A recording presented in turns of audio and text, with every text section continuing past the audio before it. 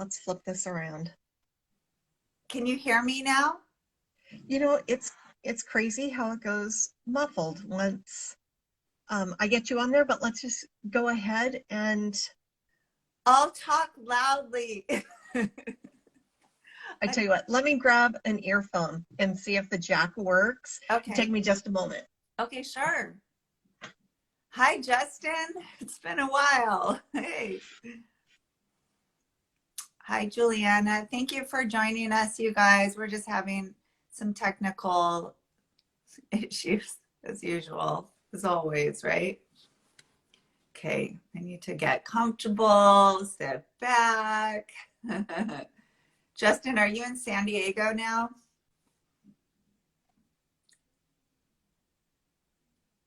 I think there's a delay when I ask questions, huh? I don't know. Technology, man. But thank you, it is. Okay. I have it tangled. Turkey. What the heck are you doing in Turkey? How is drag in Turkey? Do they allow that there? Oh my Oh, goodness. nice. I bet it's nice. Okay, so I'm excited to get started with Tracy. I can't believe Are you this. putting your headphones on? It's, oh wow, a whole year. Gee whiz. I've never been to Turkey, and I'm sure that it's very interesting. Oh, cool. BH Photo joined.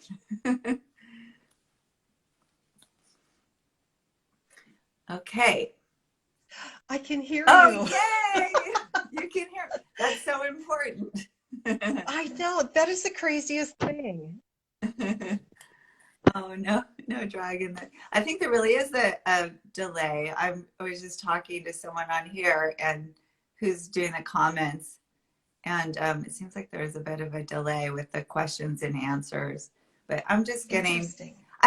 obviously, I don't do a lot of Instagram lives, so I'm just kind of learning as I go along. But Okay. we have several people who've joined us. I'm excited to get started. It's really nice to have you talk about your career instead of me talking about my career and just asking the questions. I love that. And I'm always fascinated to hear about other people's careers and how they got started and how you've been able to get success as a makeup artist and what you do, what your hustle is, and all of that. So I wrote up a bunch of questions. All right. So I'm going to just start. So where are you from? I'm from Yakima, Washington, Oh, you're a and local pretty much. I'm a West Coast girl. I don't care for the humidity on the East Coast as much as I love to travel there for work. Um, I just prefer the West Coast. And do you go to the East Coast a lot for work, or probably not in the last year, but normally? Yeah, not in the last year so much. I um, I was national until COVID, and when COVID hit, it kind of makes you rethink your whole plan and your network out, and you know Definitely. what your next step's going to be. Yeah. So, let's see, what inspired you to be a makeup artist? It was kind of a funny journey for me. I was going into oceanography or zoology.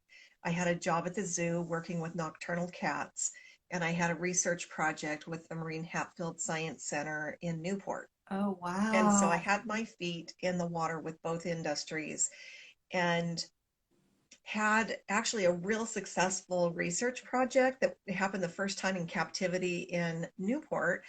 And my job up at the zoo was eliminated when a ballot measure didn't pass and we lost the nocturnal cats. And that exhibit is now where the polar bear is and where the red pandas were kept was in that area. And so when that got pulled, my dad said, "There's no job security in this for you. You're going to be a hairdresser like my sister. It's been good enough for her. It's going to be good enough for you." Oh, wow. So Forced off to to be a beauty school I went. hairdresser. Yeah. I'm not like, you're going to be a doctor. You're going to be a hairdresser. Yes. So you were Because he told had you had to seen, go to hair school. yes.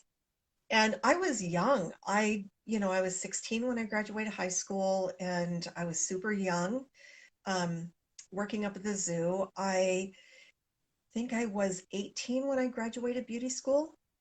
Are you talking And about the Portland Zoo? yeah, And then when you went to Newport, did you have any, I'm just because I love the whales, did you study the whales at all while you were over there at the ocean? we have done some studies. My journey in oceanography started in middle school, and my dad was always big in the environment and preservation. He was like one of the big organizers in Solve, and he kicked off the bottle bill before Tom McCall had signed off on the bottle bill.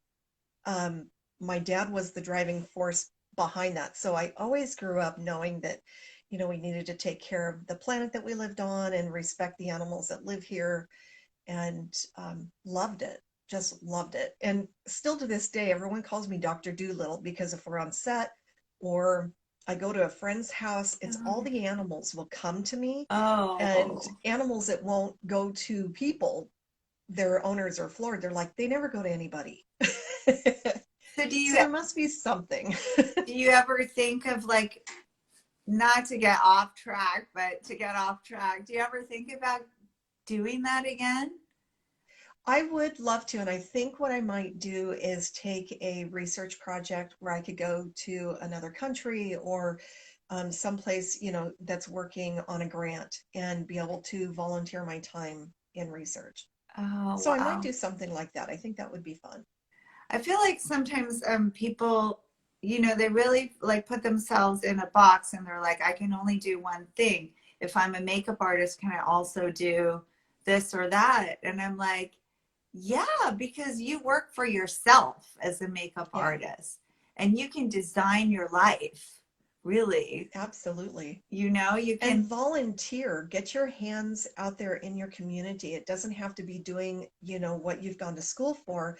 Volunteer and do other things so that way you get the experience and you kind of broaden your horizons.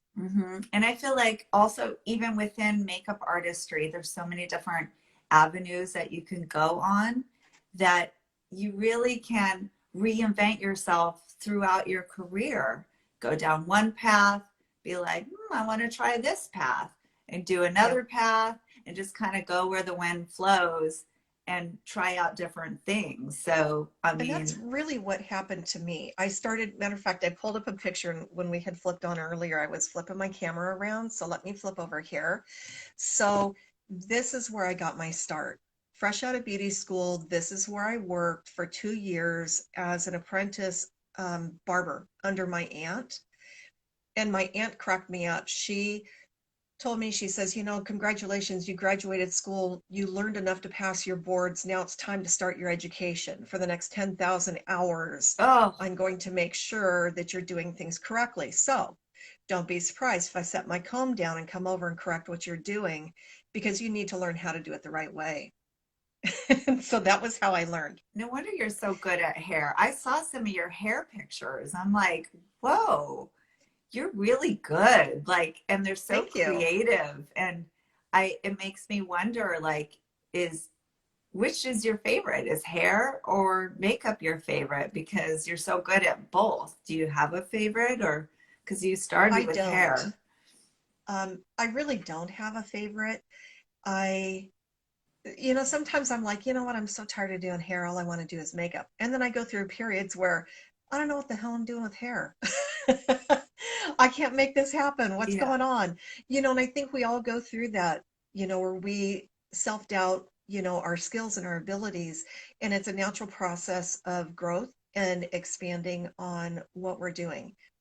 And I just have to kind of take a seat back and be, kind of reassess a situation and be like, you know what, you know exactly how to do this. It's just finger wave, it's just ponytail. You can do this. It's getting that self-confidence and not panicking, right? It is. I always set the bar really high, and I hope one day I can achieve it. I'm still working on getting to where I want to be, and I just hope I make it one day. And I think that we all need to continue to strive and continue to educate ourselves because the industry is changing every day. And if you want to stay in the forefront of the industry, you have to continue learning. I take classes all the time. I spend about $2,000 a year on education, and I never stop. Oh, wow. Good for you. So going back to setting the bar, I feel like now that your work has been displayed in Times Square, I feel like I mean, where do you go from there? I mean, that's already so much success in just that, so much accomplishment. It, Congratulations. thank you. That's It, a real achievement. Can yeah. you tell me how that happened? I started communicating with the company that I did those boards for back in 2012 or 13. And I had messaged to try to get my foot in the door for an interview to be able to work with them. And nothing happened.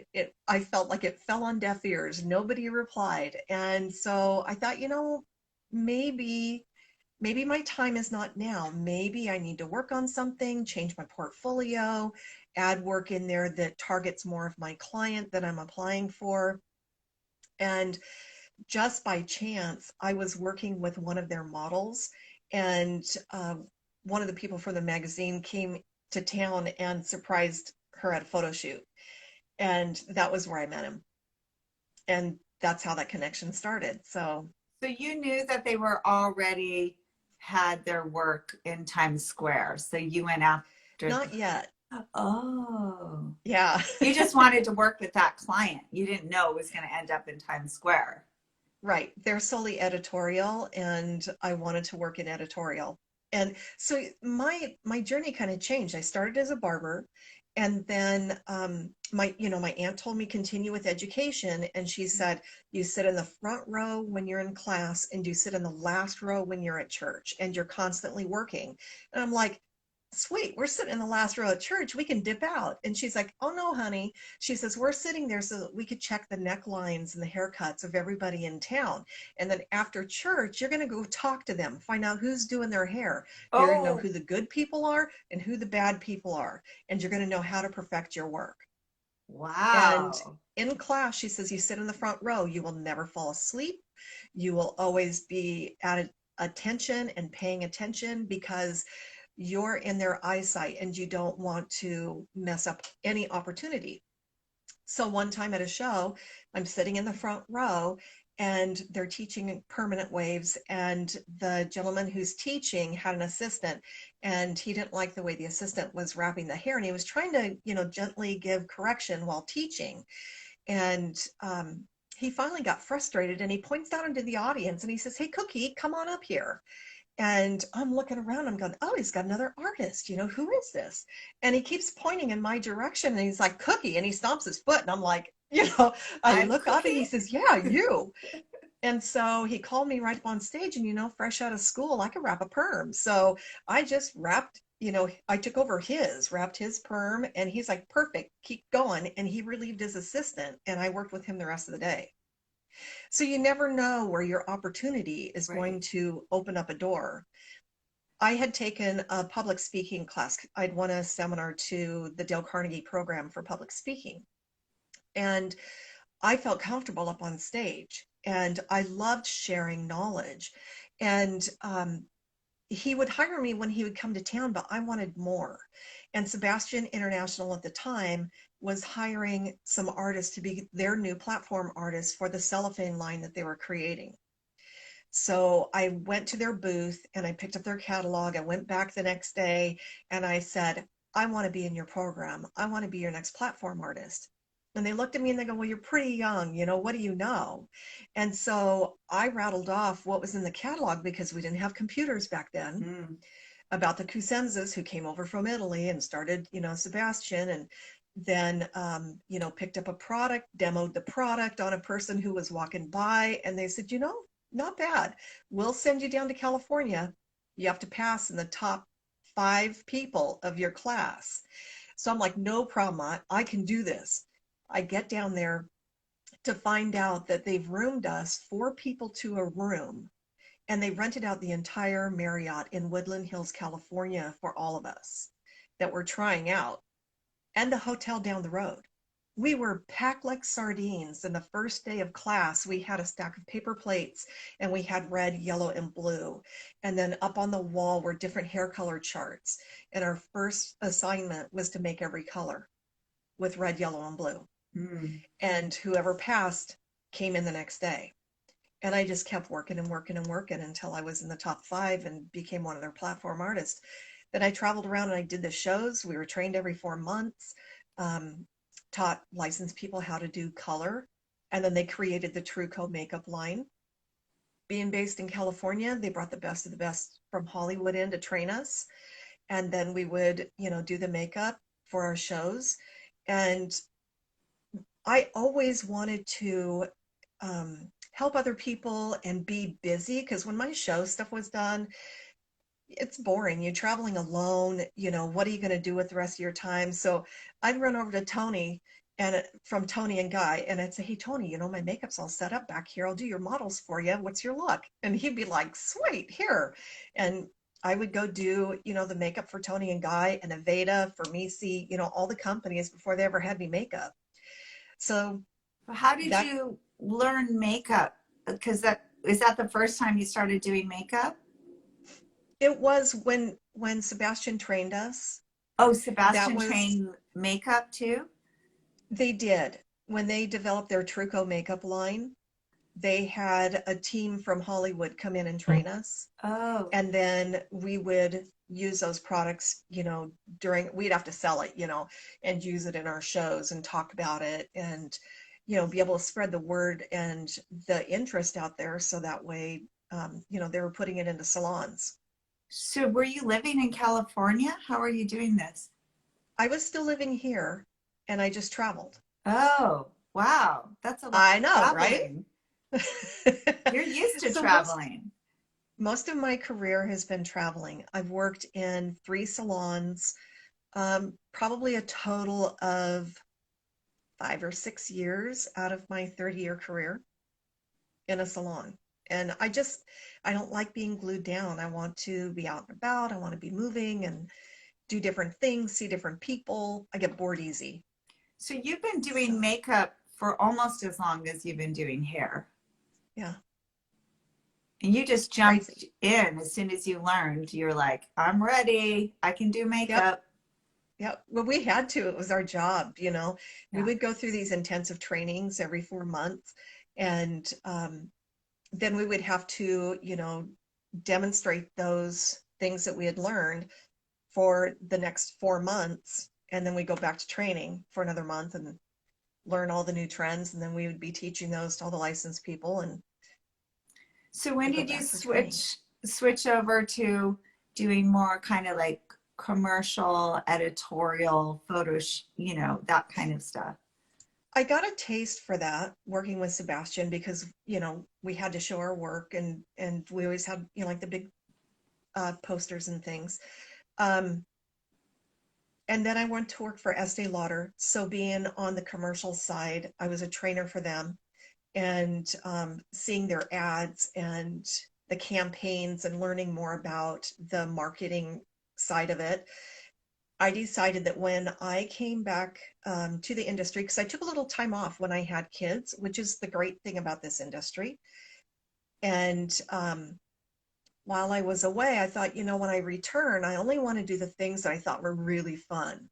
And I let my license lapse. I had moved to California, and came back and let my license lapse because I had no desire really to come back to this business. I was doing other things, and I received an injury. I was working in a high behavior classroom, and a student had attacked me and injured my entire spine, and I lost the use of my right arm. Oh my I gosh. couldn't, yeah, it was bad. It took me 3 years to recover. That's like a whole And nother story. right. I couldn't go back to doing that line of work anymore. And the way that the contract was written, um, the school district won't hire us for anything, period. So I couldn't even go work in an office position. And so here I was, I'm like, okay, now what am I going to do? I need to work. And the only thing I have is my hairdresser license, that education.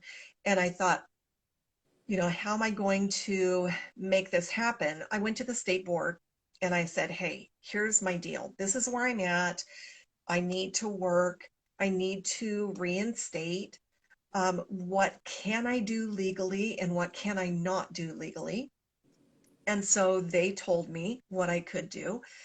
I was working and working on trying to find a school that would redo my testing, because in Oregon, there is no program. If you are an Oregon licensee, there's no program to relicense you. There's only a program if you come from out of state. So when I would go into the schools, they would say, well, yeah, you could come test, but we're not going to tell you what's on the test. That would be cheating. Well, it's not so much that I want to be told. When I took my test, my practical had to be on a person. So I had to do a full head relaxer, a full head perm, a full head, weave. I had to do a full head color retouch. I had to have a model for each one of those. And so I was trying to find out exactly what do I need when I come in to do this. And nobody would tell me. And so I continue to work on that process while doing what the state says is within my guidelines. And I get reported for working outside of those guidelines. When the state had sent me that information and I spoke with the investigator, they quoted a section in the law. And when you go to the law book and you look that up, the information isn't there for what they were charging me with. I had to hire a private investigator who literally spent a full 8 hours and found it on a website in Texas. There was a loop in there that said it was determined, I think in 2013, that you couldn't do hair and makeup at a pageant, even though it's videotaped, it's photographed, it has a choreographed production number. Tickets are sold for entertainment value. Even though it met the criteria of being a production, it is not considered a production in the eyes of Oregon. So therefore, it is against the law. So I was charged for doing that. And then I was also charged for working a charity without applying to the state to get permission to work a charity event and donating my money. So between the attorney, the investigator, the fees, the fines, all of that, it's $5,500. Oh my and it's a God. Class B misdemeanor if I fight it. So I paid the fees and went back to Paul Mitchell and spoke to Marquita and told her what was happening. And she's like, girl, let me walk you through it. This is what we're going to have you do on the test. And finally was able to retest. I did it in 48 hours, went down and, passed my test just fine. But whoever it was who turned me in, because it was, I never found out, I never inquired. Why? I don't Why hold, are people mean? Why? I don't know, but since this has happened, from what I hear, there's a whole community in Portland that's turning people in right and left. And Yeah. I have no ill feelings towards this person. They don't know what my back history was. They don't know, that I was, injured and trying to find a way to make some money. But, for some reason, instead of speaking with me directly, they felt it was better just to turn me in. So So, when was this? I think it was 2015. So then the law is still that way now. You can't do Oh yeah. a pageant without No pageants, no weddings, I didn't know about no curling irons. the pageant thing. That's ridiculous. It's a stage show. Right? I mean, I And would it's not consider written that in a our law. theatrical production or performance. it is Yep, a performance. it is. But they said that because the goal was to win a contest, it doesn't fall under that category. So this was discussed at one of the board meetings, and on the paperwork from the minutes, I mean, big old stamp across the paperwork, it says needs revision. It's never been revised. You know, there's so So, many things that need to be revised, you know? yeah, I'm like, I don't have the energy to pass another bill. Okay. I've already yeah, passed two. I don't want to do crazy. I somebody want to give a else. little shout out to Ala, who has joined in. Ala has a company in Florida, and she helps women kind of perfect their package and their overall presence and really uplift women. So if you guys have a moment, check out her work. Oh, cool. Okay. Yeah, Yeah. You know, I was just thinking this morning about like how it was International Women's Day recently and how, you know, just being women business owners, and I consider, you know, being a freelance makeup artist, you're definitely owning your own business, how important it is for us to really support each other and, you know, share each other's pages on our Instagram and give it shout really outs. is. And, you know, we really need that, Yeah. especially like when you encounter someone who's mean like that, like all those, all that support that you get really, you know, counterbalances it because you need all that love too. Yeah. Well, whoever it was that did that, I wish I knew because I'd like to thank them. Because if it wasn't for them, I couldn't have ever gotten over that licensing hurdle.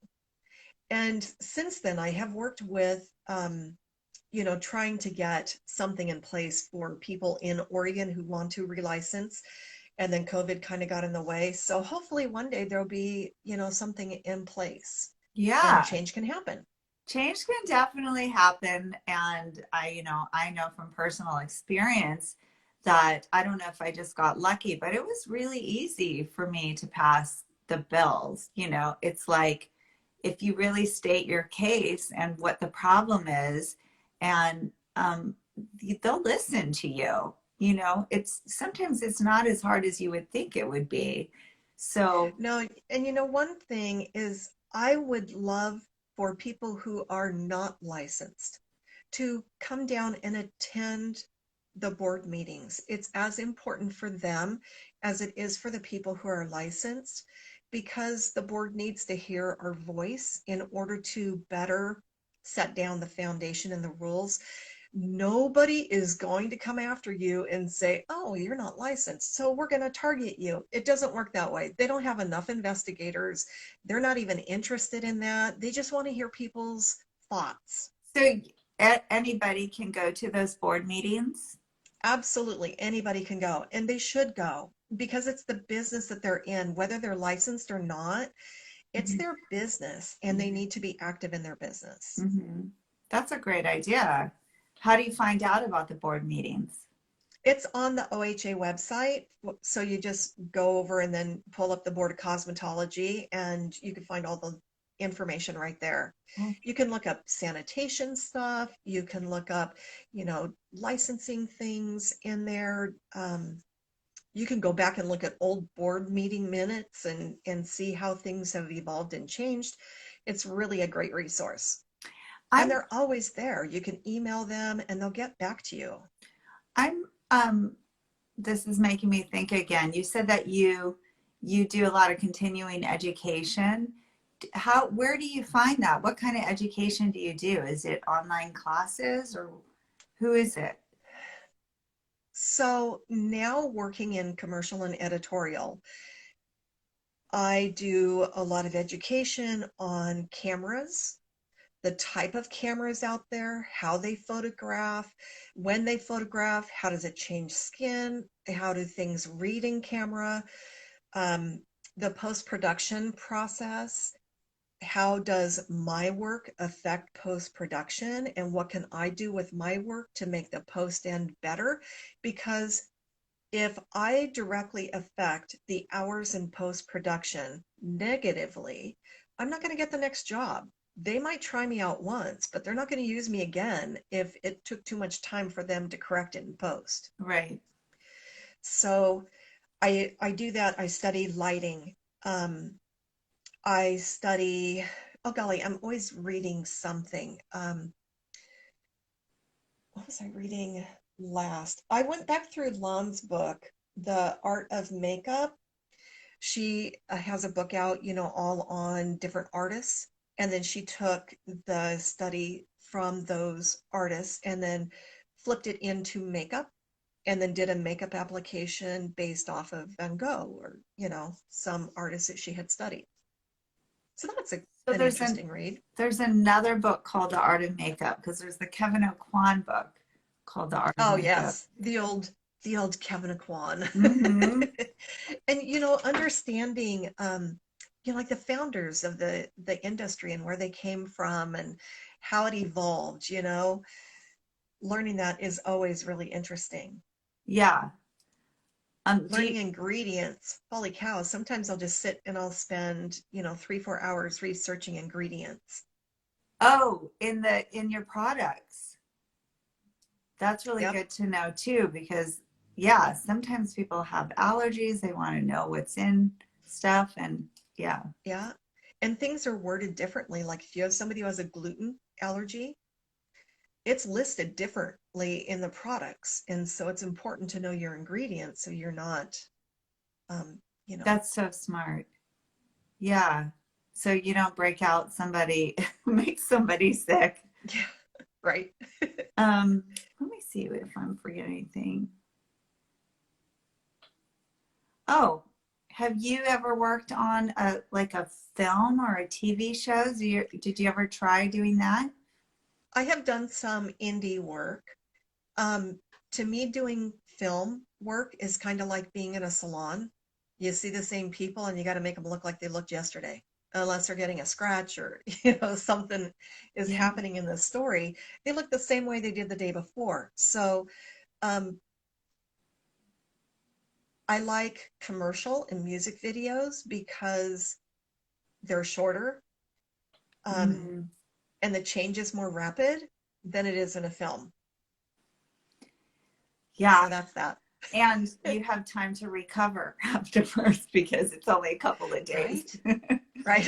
Yes. The That hours is on so a true. film, it's brutal. I think it definitely takes a certain type of person who has that kind of stamina. And I don't know, I was never one. I mean, It does. it's hard work, long hours and hard work. Long. It is long and it is a labor of love. It is Yeah. not for the person who likes to sleep in, you know. Like me. It and you have to be there and you have to be on time. These people are counting on you and time is money and you know it's a big deal. You have a lot of responsibility and even that last commercial, we shot those 8 commercials a week ago and then I booked a wedding on Saturday and a photo shoot. So 75 hours in one week, 2 of the days were overnight. It's crazy work. Oh, wow. You have, see, I would have been, I don't know if I would have taken that wedding after that. I feel like, Uh, my prep before that, I had to make a custom wig. And so I spent 21 hours on this wig oh and then my, went to this job. oh my gosh. Well, so then you do have that kind of stamina. I feel like you could work on a movie if you did that. Yeah, I could totally do it. My longest shoot was 17 hours and I took like a 20-minute break. Oh man, Yeah. that's It was a fun brutal. one. It was just a personal project and so it was good. Oh wow. So what's your favorite job? Do you have a favorite? Um, you know, the thing that I really like is working with a group of people and making a client's vision happen. And then to see the expression on the client's face back when we could have them on set, you would see their face and they were like, yeah, this is just the way that we've planned it. And you can tell that you're really nailing it for them. Or like this commercial, I was talking with one of the photographers, and I always ask, hey, thank you so much, number one, for all of your hard work and dedication to this job. I can see, how you were really focused and really working. And during that process, did you happen to notice anything that I could have done better with the makeup? And I take that feedback from them. And I always ask them too, like when I come on, if I don't recognize a camera, hey, what are you shooting with today? Is it comparable to, what's it look like? Are they doing grading at the end of this? Is the color changing? So that way I can, kind of plan in my makeup what I'm doing for the whole vibe, kind of following all the way through the process. Mm-hmm. So like having So a meeting with a production meeting beforehand. that would be ideal, but oftentimes we're not allowed the luxury. So sometimes it's just that quick, 2 minute, 3 minute chat before I get to work. Mm-hmm. And I always go out and I talk to the lighting people, find out where the key lights are, what kind of lighting we're running, if they're running gels on those. So that way I could set my lighting in my work area to be equal to where we're shooting. Shooting in casinos, so you got the machines. And so I tried to hit that location before I do the makeup to see what kind of light is going to be reflecting to on the skin. So I does can that make any mean, adjustment. do you bring your own light that has a light color adjustment to it? I do. I always bring my own lighting. You never know if there's going to be enough lighting on set. Sometimes I don't have a full set of gels. Sometimes I'll see if they have a smaller scrap, that I could use if I need to use a gel. But What usually just using my light what with the color light adjustment. what light brand do you have? I have the makeup light, and then I also have a video light that I got years ago through B&H Photo Supply, and I don't even remember what it is. It was before really lighting was available. Uh-huh. So you use the gels to adjust the color temperature for what is on If the I set. need to, yeah. Yeah. I kind of wish that I have the makeup light. I have it on me right now. But I wish that they had a knob that you could change the color temperature on it. That's the only thing. Because some of the other ones have it too. But the light is so nice. I love it, but I Yeah. wish that it had that. My video light has that, which I love. Um, so, sometimes having the both of them, it depends on the job, what I'm taking with me. Yeah, that's a Yeah. great idea. I think one of the jobs that I had the most fun on, we were shooting in Miami, and we had so many models to shoot for this job that they had rented a ballroom in a hotel. And there were makeup artists from all over the US in there. And the very last shot, I learned from working with this photographer that he always puts the girls in water. And so I know that I always, make sure that my makeup is going to stay, because the last shot is always in the water. And he's kind of become known for this. And the and I didn't know it at the time, but the image turned out so well. It's the one that they used for the billboard. Oh, So had no idea that that was going to be a thing, but it ended up being a thing. So that was wow. kind of cool to see it. First it was just the cover of the magazine, and then And then what to a see the billboard. nice surprise. Yeah. And then the billboard hadn't sold out. Somebody else didn't repurchase that space at the end of the run, and it was up for 7 months. Holy moly. Yeah, that's a long time not to sell board space. But Yeah. lucky me. Yeah, really. And then wasn't there more than one, or was it just the one? I've had 10 now in Times Square. Oh my gosh, with the same magazine?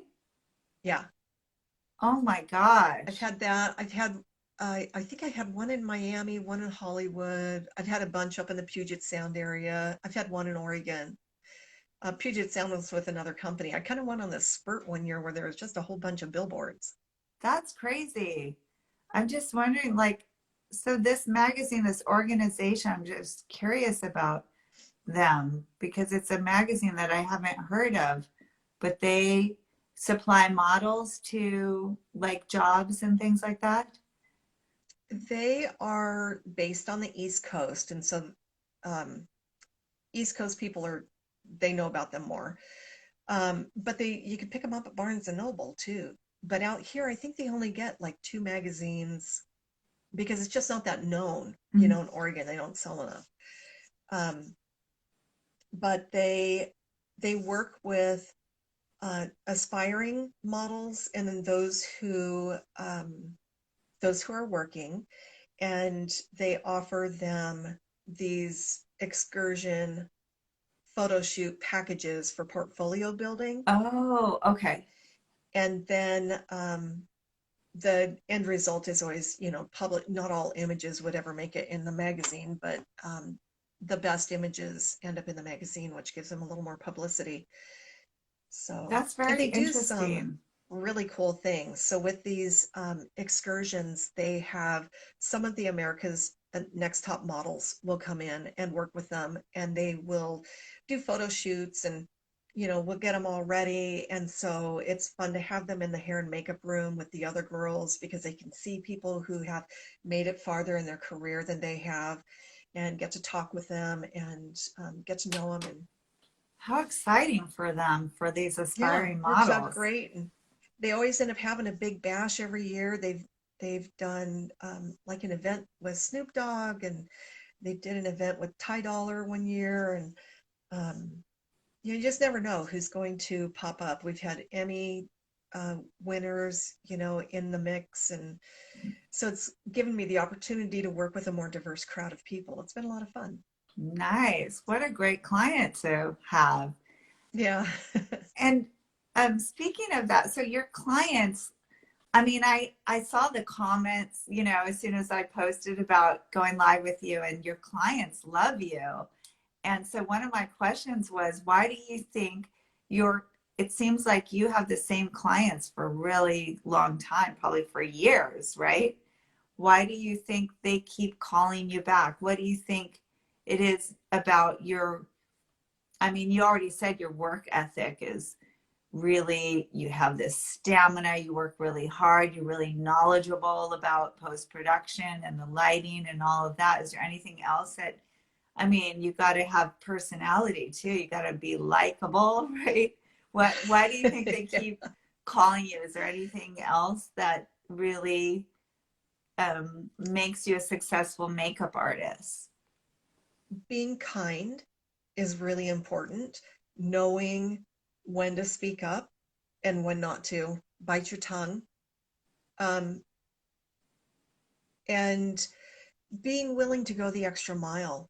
They have this vision. There's an end result that your client wants, and understanding that client and what that end result is. And then my job is to make it happen. My job is to work hard for my client to make that vision a reality. And if that means, that I work 6, 7 hours before I take a break, that's what I do because my client's important to me. My client's my bread and butter. And if it wasn't for them, I wouldn't be doing what I love. And I have to respect that and be appreciative for what I do get. And I think sharing with the community too, and trying to always be positive, lift people up, support each other. Um, the fact that I do like to work with a team, this photographer, when I had asked him the questions, he says, that's one thing about you that I really enjoy when I work with you. You not only care about your job, but you care about how your job affects me and what I do. So they feel And that. yeah, and that's so important because you're only as strong as the weakest member on your team. And if that member, fails or lags behind, we have to find a way to support and lift them up and, get the job done and make it better. And if we can make that client be like, man, this was the best shoot I ever had, that client's going to come back and there's going to be more work for all of us. Hmm. So do you ever So find yourself like trying to lift or make somebody else on the team do better to inspire them to do better? Whenever I have the opportunity, I try to. Um, because if I was struggling, I would want someone to come to me too and be like, hey, let me give you a hand. What could I do? How could I support you? Yeah. Maybe they're just having a bad day, you Yeah. know? Yeah. That's great. Um, And on my teams, like when I've done runway and stuff, I have always said the same thing with my runway teams. I'm only as strong as the people I'm putting on that team. And I want people on the team that are better in areas than I am. I want someone who's killer at doing lips. I want someone who can really knock out an amazing wing liner. You know, if I'm putting people in place that do a little better than I do in each area, I know that if someone is struggling, we can go to them or we can learn from each other. And I just think it's really important. how much time do you spend on a look? Like, how long does it take for you to do a makeup look and then hair? How much time can I have, or Yeah. how much time do I get? How much time do you get, I guess? My last job, I had 15 minutes a person one day. That was for the And commercial? yeah, and For both hair and you makeup or just makeup? Hair and makeup. and you just do the best that you can do with the time that you have on that particular day. I had a ton of the client kept saying, there's hair over here, can you fix it? She needs a darker cheek, or, you know, but you only have so much time. You just do the best that you can do with the time that you're given. Mhm. And I try to challenge myself every time I work. When I do this eye, I want to do this eye in 5 minutes or less. And that's for both. Um, and I give myself time challenges to see if I can knock it out in that amount of time, because someday you might, be in a situation where you don't have the time that you want. In a perfect world, if I am able to really sit down and do something, I like an hour and a half for both hair and makeup, depending on the look. If if it's a test shoot and it's a natural no makeup, 45 minutes. If it's beauty and it's being shot macro and I need to make sure that it's right in camera, then I need the extra time to do that. Mhm. The amount of time a makeup artist is given directly affects the amount of time you spend in post-production.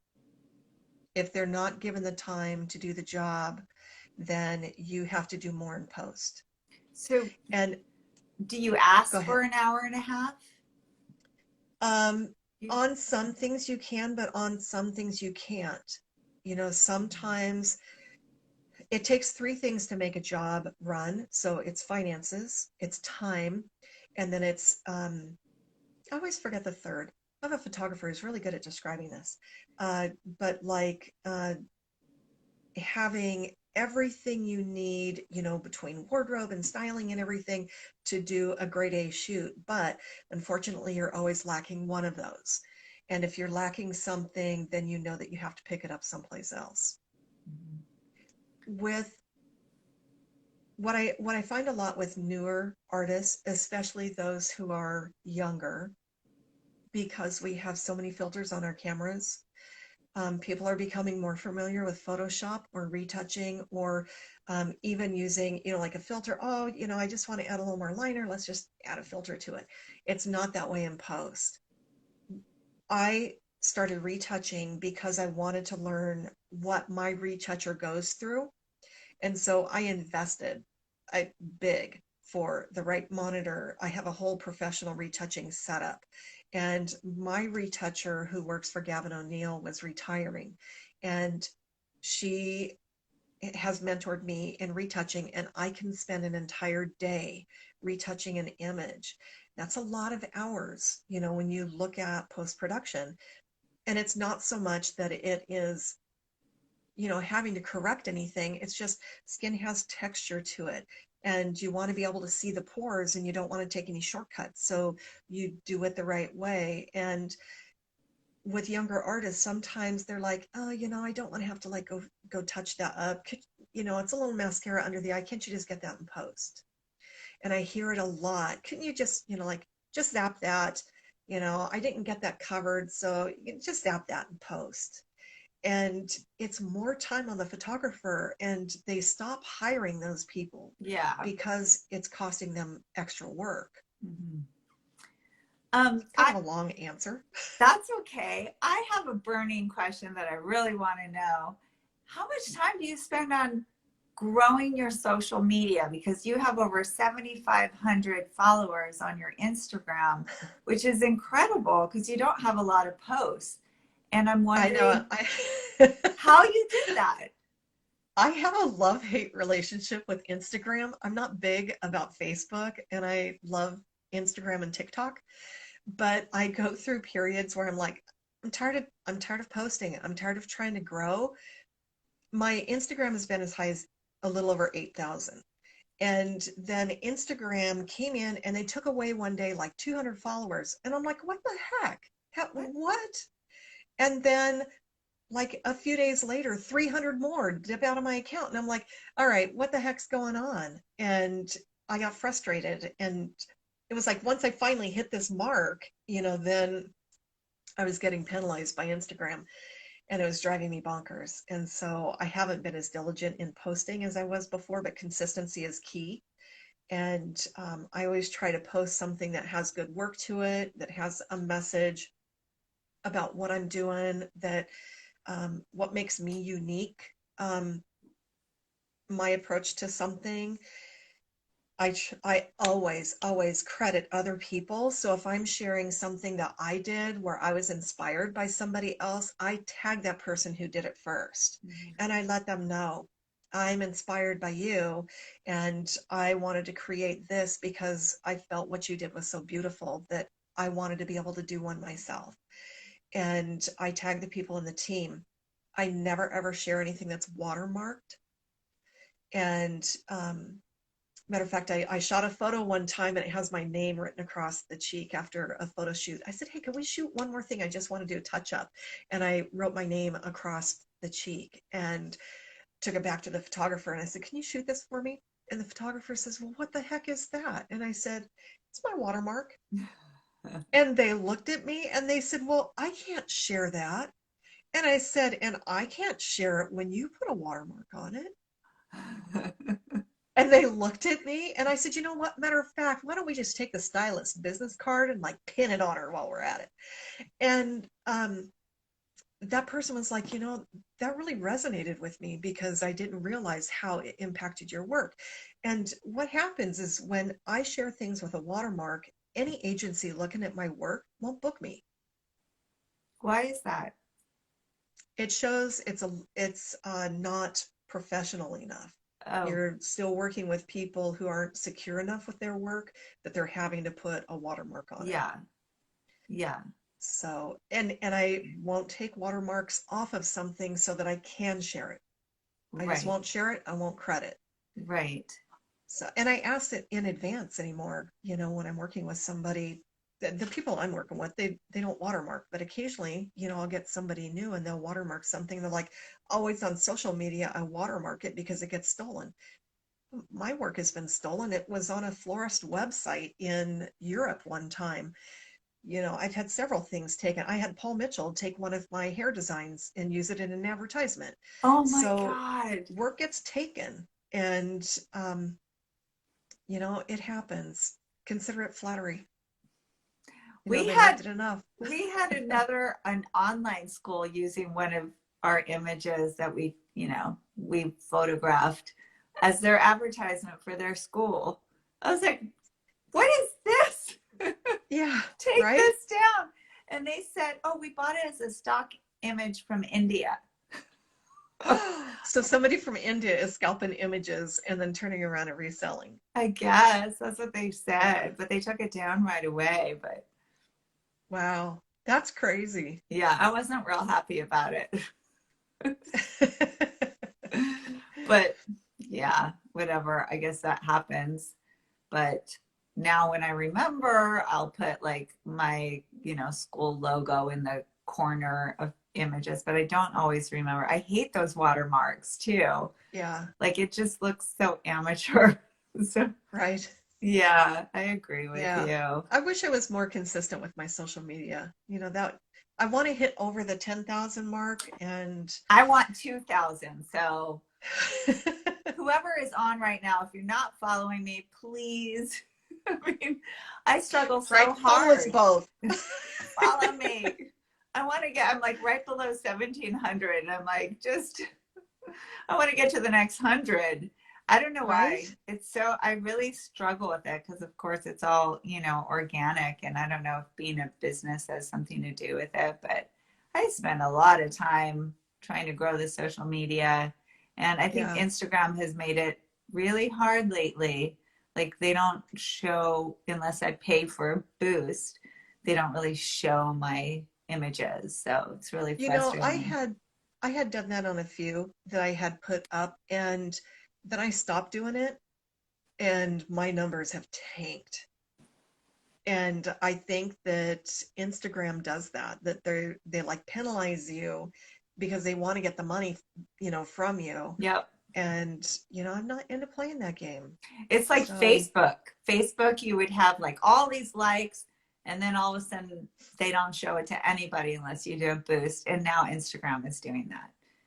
yep, So, yeah. yeah. But good for you for getting it to the number that you have. I think it's impressive anyway. I go through my account periodically and I'm like, oh, I don't like this. I start archiving stuff. And the next thing you know, I'm down to like 12 posts. And I'm like, oh, shoot, I got to start adding stuff to this again. Yeah, I don't know. I go through and I'm like, I have so many posts that I don't know if people go back and look, through like really go down. They might look at the first, few rows or something. Yeah, But what do I know? There's so much to learn constantly. there is. So much to learn I, you know, constantly. I, I dove into that in January, the whole Instagram. I took classes Oh, you on did? the education. Heck yeah. Where is there Um, one you recommend? you know, Not really. I think they all pretty much have the same information. I would say dive into like all their free little classes, that they offer. They'll do like the 1 hour, Instagram tips, and at the end they, have their spiel for selling their class.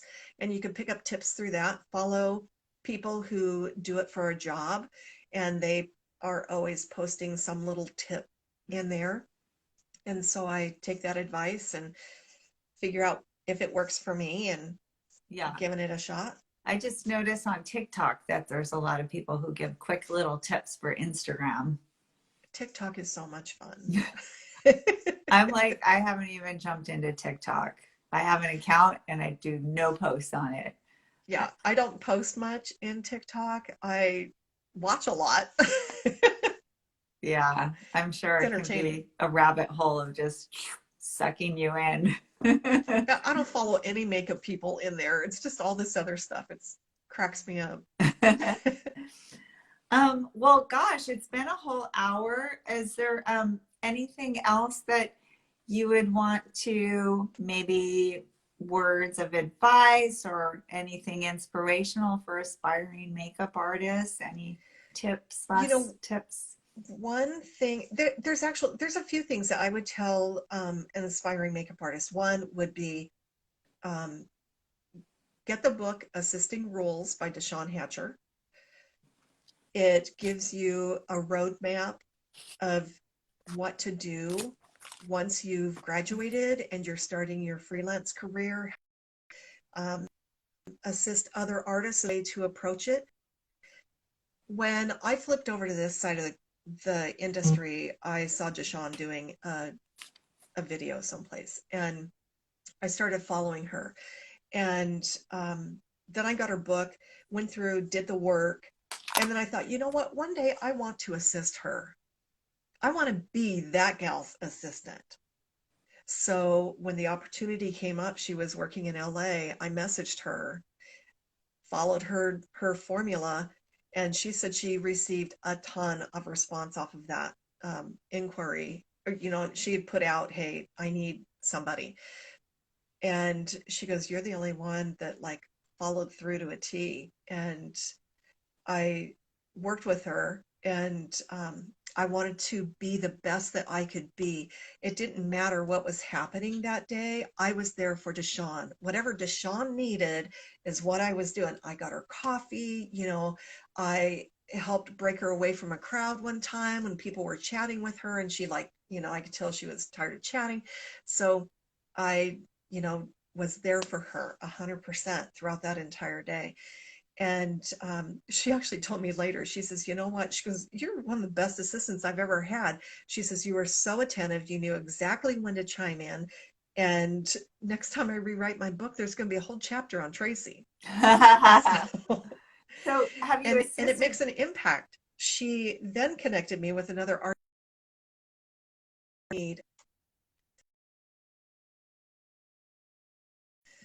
So you never know, where that will come from. So assisting roles is a book that I would do. I would also look into taking business classes. We're creative people. We are not book workers, and we need to know how to run our business side of what we do. There's people like Ashley Fierro, who has the business of makeup, who covers the whole business side. Mhm. And then you can go to your community college and you could take the non-credit classes to be able to get small business information so that you know how to set your business up appropriately. And then talk to your insurance agent about your liability insurance. What are you going to do if you accidentally poke somebody in the eye? What are you going to do if you accidentally burn somebody with a curling iron, or they react to a product that you've put on your skin? If they call you up and they say, "Hey, I need your insurance information because I need help paying these medical bills," it could put you out of work. So you got to make sure that you are set up as a legit business and that you're protecting yourself. Mhm. Also, insure your kit. Your kit is a hefty investment, and you're constantly Mhm. replacing product as it's expiring. And you need insurance in case your kit walks away one day without you, so that you're not out of job. It's important. I had that. So sad. I had that happen once when I was just starting out. It was my own fault because I like left it in my parking garage, and man, it was like somebody died. I cried for like a week straight. I was so sad. Yeah. My whole I've kit. heard them, gear trucks getting broken into and they've been taken out with the gear, when they've been left, on location, taken out of cars, even in your driveway. I've heard people, broken into, houses broken into, and you lose your kit and it's your livelihood. Mhm. What are you going to do? Yeah. What's your game plan? You need a plan B. And I have one more thing I was going to tell you with that. I can't begin to tell you how many times I've had people tell me that they received a reaction from a makeup artist, which is interesting. So, So make sure that you're always really, really clean. like dirty brushes or like palettes that were double dipped in, Yeah, things like dirty that. brushes is like the number one thing. Getting compliant and not washing them with soap and water, as soon as you're done. Yeah, I was really surprised that when COVID hit, I took a bunch of classes again, from microbiologists, from biologists. I have a friend who's a scientist. I even the sanitation conversation, she started it up on Instagram for makeup artists to take a sanitation course. They at one point wanted me to be a educator for them, and so I thought, you know what, I want to take the class to see what it's all about before I ever commit to anything. And I was surprised at some of the information that's out there not being accurate. Even they recommend only washing your brushes every 10 uses. What? And that's ran by a beauty school. Yeah, they recommend for you to Ew. clean it in between with a brush cleaner. And, you know, that's kind of open ended. Not everybody uses a antimicrobial brush cleaner, something like Cinema Secrets or who, Plus, so it's many just people have like them out now, but it's a quick fix. Like you're not really it's gross. It is so washing. gross when you think there's dead skin cells, there's bacteria from that person's face. The dead skin cells alone just gives me chicken skin. That it's important to, wash them out. Yeah, definitely. I mean, I feel like now with the pandemic, people are way more conscious about, all of that Yeah. germs and stuff. We're like hyper conscious about it. Yeah. Always, I don't know what all the hand sanitizers are going to do to us because we absorb all of that in our hands every time we, rub it into our hands. I'm like, what's worse? Because we're putting Yeah. so much toxins in our body since this It pandemic. happens in 3 seconds. It takes 3 seconds for your skin to start absorbing something. Yeah, scary. Yeah. And it's all processed right through the liver. Yeah. It's crazy. The skin is the largest organ. Mhm. We got to be really careful with what we're doing here. Yeah. But nobody talks about that. Like nobody does. I Well, know. you know, they're just like, put this on your hands and rub it in really well. And it's all like, hardcore antibacterial toxic stuff that we're rubbing into our skin and into our bodies. So, Yeah. Soap and water. It's the yeah. best thing we can do. hmm well, I think that covers it. I really appreciate you spending so much time with me and sharing your career and your tips. And if it's all right with you, I'll archive this in my Instagram TV, Yeah. and then other people who missed it can go on there and hear your tips and your stories. So it was really fun getting to chat with you today. Thank you for having me on. And it's so nice to wear lipstick for a change. I know, without a mask. Right? I mean, I'm like, whoa, let me get out one of these lipsticks I haven't worn in a year. Yeah. Well, have a rest of your wonderful rest of your day. That was mixed.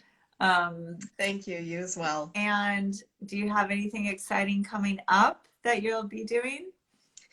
I have the Miss USA pageant this weekend. Oh, So the Miss wow. Oregon, Miss Washington USA pageant is this weekend. So Oh, wow. that's where I'll That's be. great. Have fun. Where is that? It is in Wilsonville. Oh, okay. Not too. They were working on, like what counties were open when they had scheduled this during the pandemic. This is actually the 2020 pageant, Oh, that they put has it been off. bumped and bumped. Yeah. Yeah. So do you have all this work like flooding in for catching up from last year? Well, last year, I was actually quite busy last year. I was surprised. Um, and this year it's starting to pick up. It's been a little slower, Oh, but last year we weren't doing anything at this time. So, but you were um, working last year. I was actually quite busy. Oh, good for you. And you Yeah, had I all had, you had all um, those like sanitation, protocols in place, or you have all your videos and posts about how to do it, which was really great and helpful. yeah, it was fun to do. It was a scary time, but I've never been more thankful for my beauty school education because what I learned is what we're doing. Yeah. So it's great, And now everybody is on board with being clean. right? That's so good. And Yeah. we all look at it differently. Like next time you go in and get your hair cut, we all kind of look around a little differently. Yeah. It kind of sucks to wear your mask when you're getting your hair cut. You're like, I can't tell what it really looks like with my face because I have this like thing. Yeah, But one I'm day. glad now that the people who will be, doing like working over your face and everything are going to be wearing masks now. I think that will really stick. Yeah. I started wearing a mask before it was a thing. Oh, I work with cancer patients. I volunteer with Breast Friends once a month. oh, And, nice. you know, I really encourage everyone to get out in their community and to do some form of volunteer work. I just think it's great to be able to give back to the community, whether you're doing it in your skill set or something else. And once a month, we would take a group of women and do a photo shoot. I would do their makeup for them and show them that even without hair, they're just as beautiful as they were when they had it. Oh, And I show them how to wear the makeup so that way it blends throughout the scalp, and how to give themselves brows, and if they want lashes, how to wear the lashes. And um, working with them and their compromised immune systems, they are so susceptible to catching anything. So my immune system was very strong.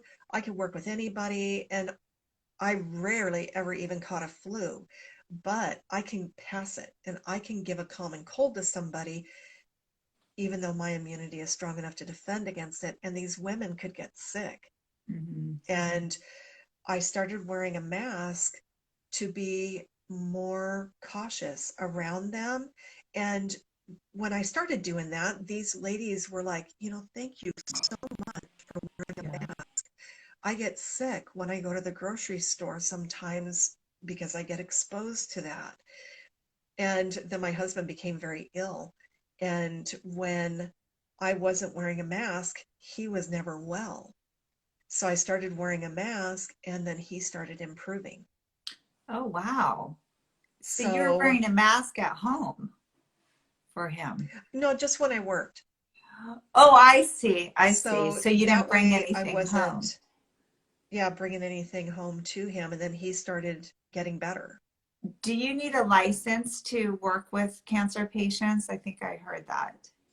No, matter of fact, you can volunteer. There's several different programs to be able to volunteer with people who have cancer. You can even volunteer to do hair at the jail and Oh, the homeless. so So you could okay. do same thing, hair and makeup. And there's the women's program that gets women back to work, and people donate their clothes, and you can go in there and you can teach them how to do their makeup. Are you talking about Dress for Success? Yeah, Yeah, they're closed right now for that. But but you could do virtual. oh, really? With Dress for Sure. Success? I would check with them. I don't know exactly what they're doing, but you would think Oh, that they would have a list of ladies, and people who have a mobile phone. mm-hmm. Oh, I see. Yeah. Yeah, I have a bunch of makeup I want to donate, and they're not even accepting, it's brand new makeup, and they're not even, accepting anything. But there is other organizations like, it's called like Rose Haven. Exactly. And I Yeah, think they are they are. accepting. I'm going to drop off some makeup to them. And then there was another one, and I can't think of the name, um, for homeless that I was going to drop off some makeup to. But I think Rose Haven is for domestic abuse victims. So, what are some of the other organizations that you know of that are accepting volunteers to help with makeup besides Breast Friends? Um, you know, they're the ones that I work with the most. From there, I would just call around and see. Just You might even Google be it, able to do probably. something with the Ronald McDonald House with teen girls, Oh, okay. maybe Shriners with the teen girls. Okay. That's a good And idea. even if the girls are younger, the moms whose children are suffering from illnesses, it'd be a beautiful way to help give them a lift up. Mhm. That's a great idea. All right. I think that covers it for now. All We right. went over a lot. Well, um, I guess that's it. Thank you again. It was really great talking to you. And You're welcome. oh, great. Of course, somebody just joined right as we're saying goodbye. So you'll have to watch it on, I'll put it on IGTV. And so you can go back and watch it. Um, and like I said earlier, I don't think the same people are on now. So if you're not following the Art of Makeup School, If you want to see great pictures of a student work, some fun pictures, please follow us. And I guess that's it. Thank you.